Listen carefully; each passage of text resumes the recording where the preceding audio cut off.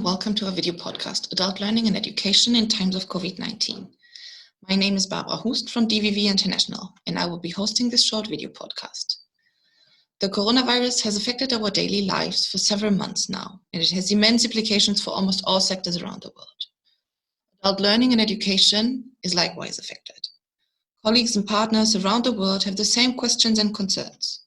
How do we react to the crisis? What alternative services can we L providers offer to the people? How can we continue our support to the most vulnerable groups in their learning efforts?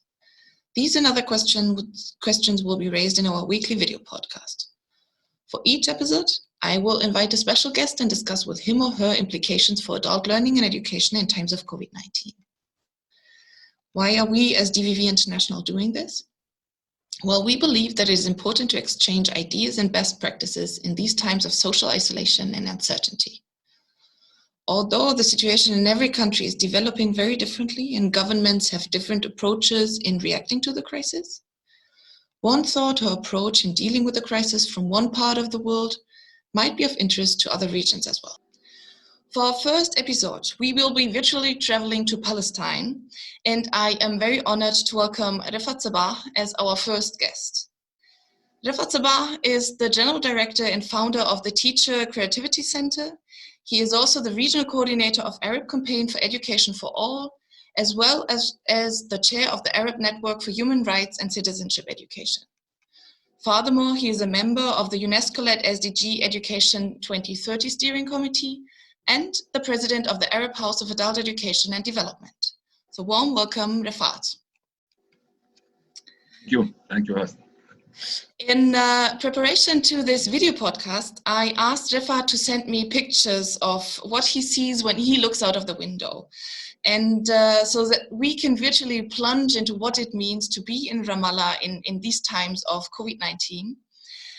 So tell me, Refat, what do you see when you look out of your window, and how does the picture you see today differ from the one you saw before the corona pandemic? Thank you, first of all, Hast, for this opportunity. Actually, this question is very important. My house is really near a school and a university.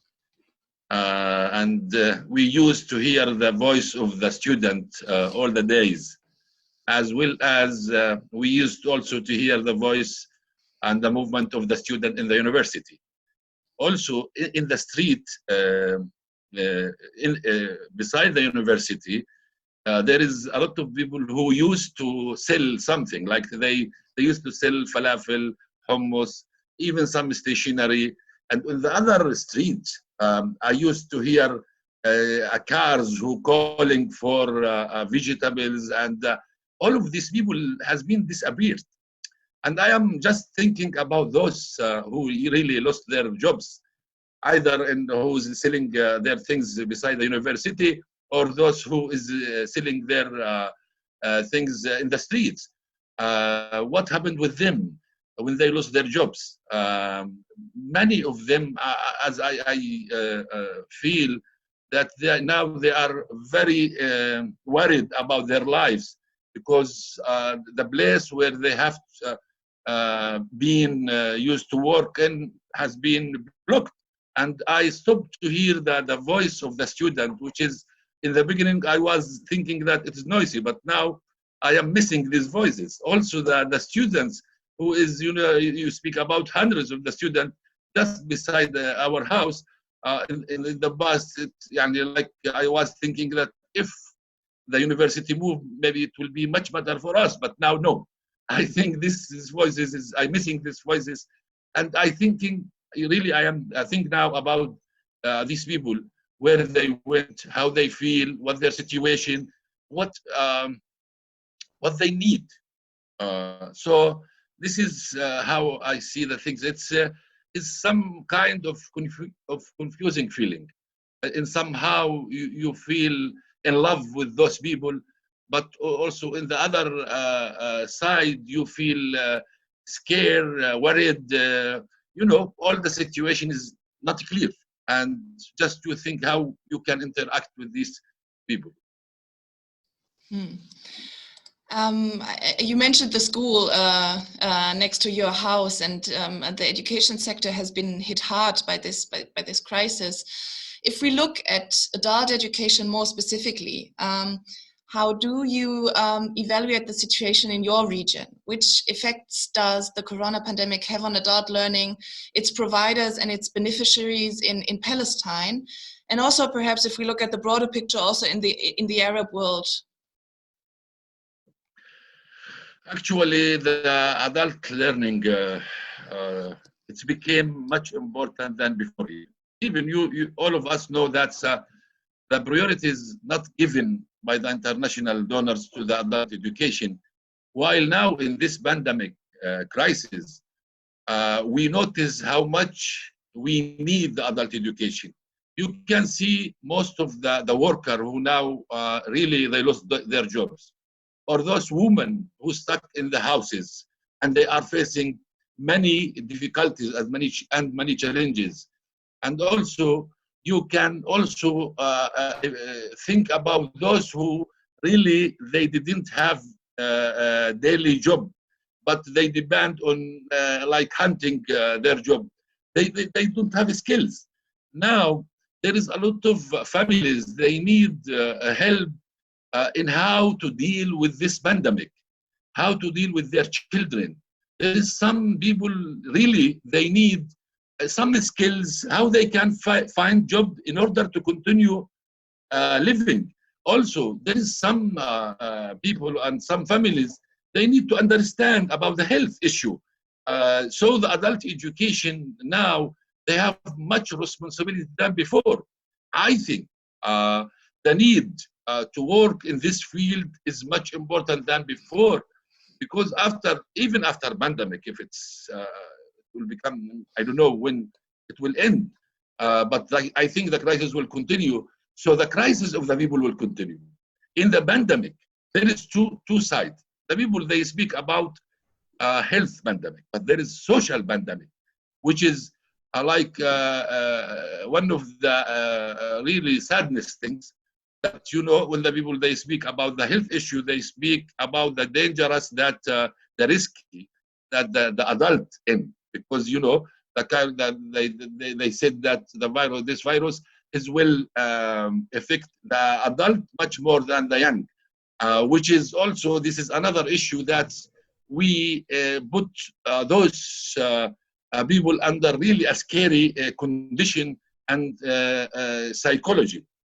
So our role as adult educators is much more than before. We have to move and to come over all the traditional way that we have been used to work in. So I think the pandemic has been really effective and impact those who consider adult. And let me put it in this way.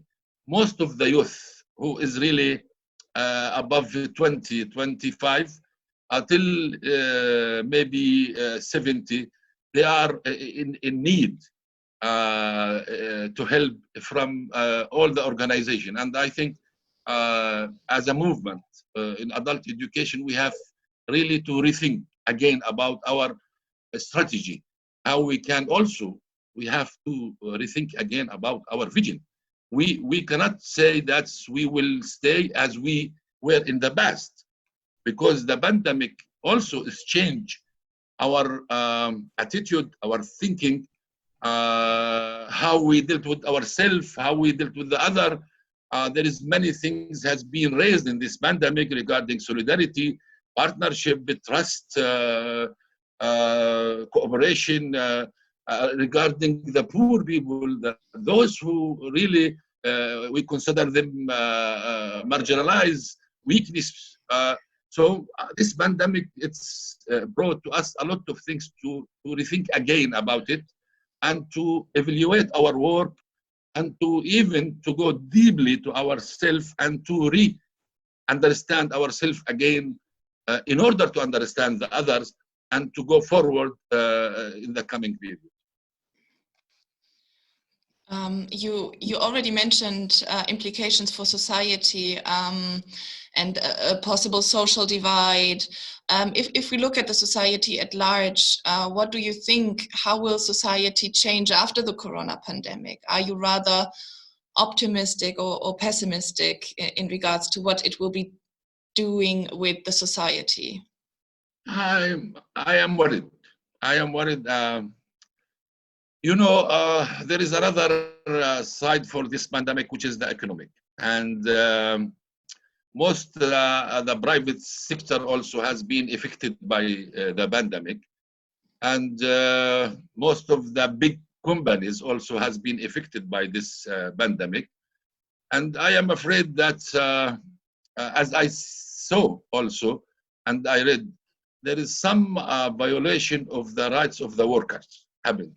There is a lot of violation towards those who really was in a job without securing and insurance, which means that after Corona, I am afraid that all these companies will think about how to bring again what they lose from the Corona related to the economy and their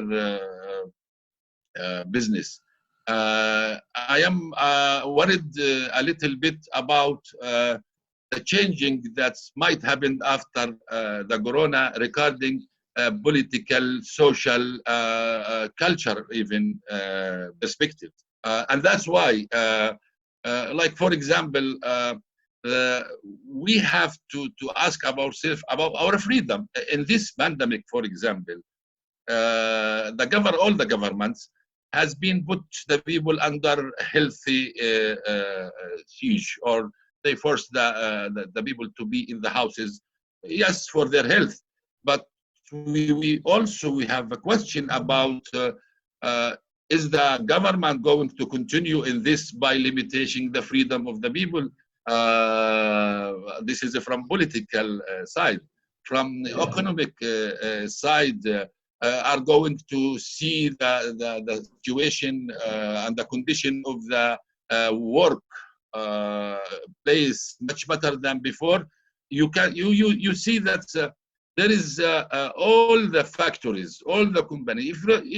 In our region, if you look at it from health perspective, there is no health care for the worker. There is hundreds of women and 100,000 of workers, of women, of youth who is work in unsuitable places. They don't have the minimum insurance. Even in the places that they work in, the health is disaster. So are we going to see a better condition? This is what I think the adult education role came here.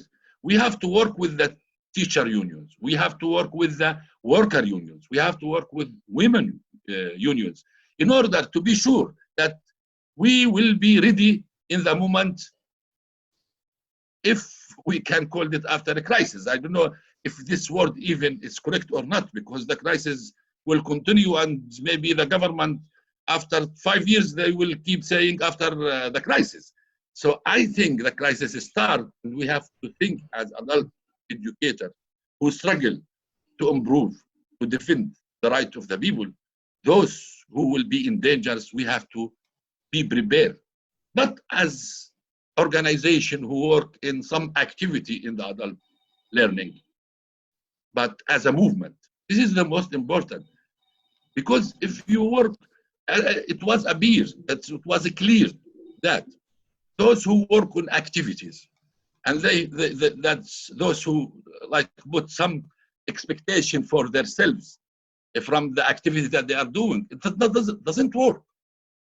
Just those who really depend on hope, those who work through believing in the rights of the people, those who really have a vision to create educational movement for the adult, who really build their work on hope, they can do something.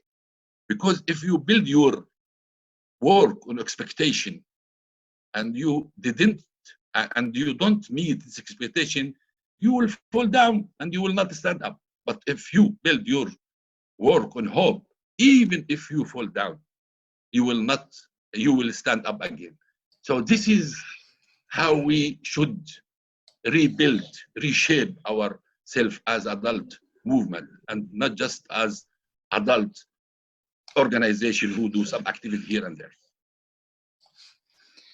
Many thanks, Refat, for this very important message, and also for your assessment of the current situation in Palestine, but also in the world, and what we adult education providers can do to change the current situation and the implications of what the pandemic will probably mean for all of us.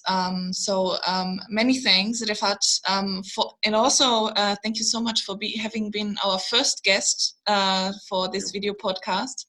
Thank you. If you want to further engage with us, we invite you to visit us on our website or contact us via email. Details will be displayed at the end of the podcast, and we hoped that you liked our first episode, and we also hope to see you next week for our second episode of Adult Learning and Education in Times of COVID-19, this time with my colleague Pharrell Hunter, who is Country Director of DVV International in South Africa. Stay safe and healthy, and goodbye. And goodbye, Refat. Goodbye. Thank you.